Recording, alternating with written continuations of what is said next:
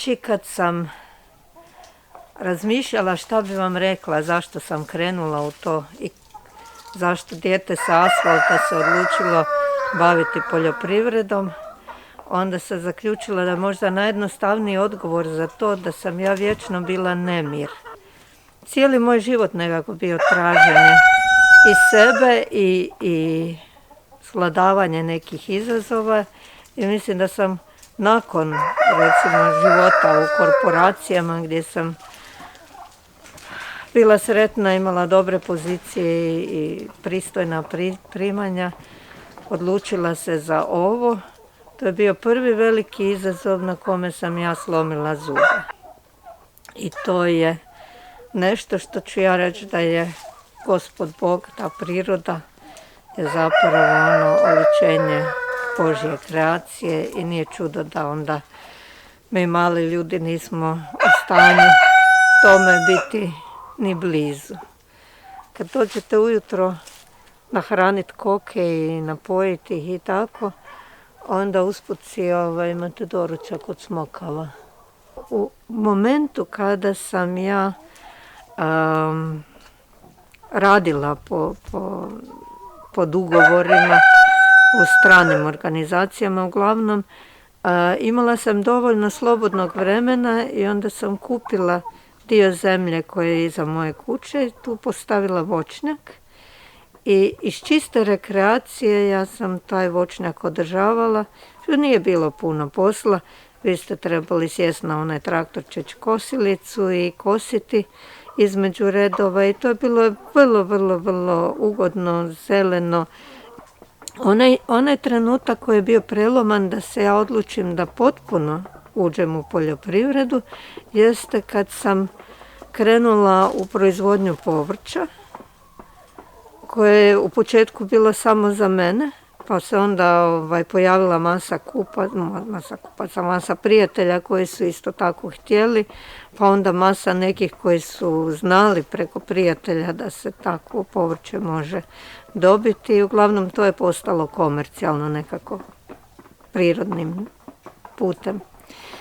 I u onom trenutku kad sam shvatila da se ja jednostavno ne mogu na dvije strane dati toliko, odlučila sam da izaberem koja mi je draža i to je bila poljoprivreda.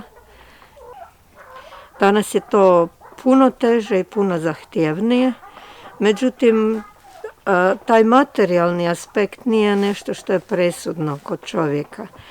Onaj drugi dio je daleko presudniji i to je nešto što ljudi koji dolaze ovdje primijete.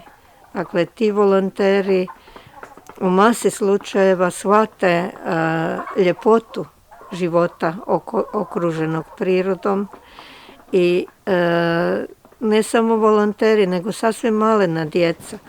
Sjećam se, ovo ljeto su došli kod mene neki moji kupci koji su trenutno u Poljskoj i djevojčica je rekla ocu, ovo je jedan pravi raj od voća i povrća.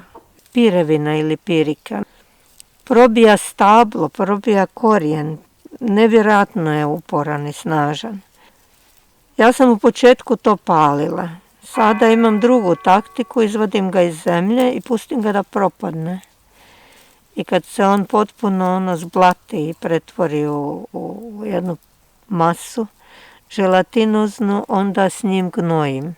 Mi jesmo izdvojeni kao mala cjelina tu, međutim stvari se stuboko mijenjaju.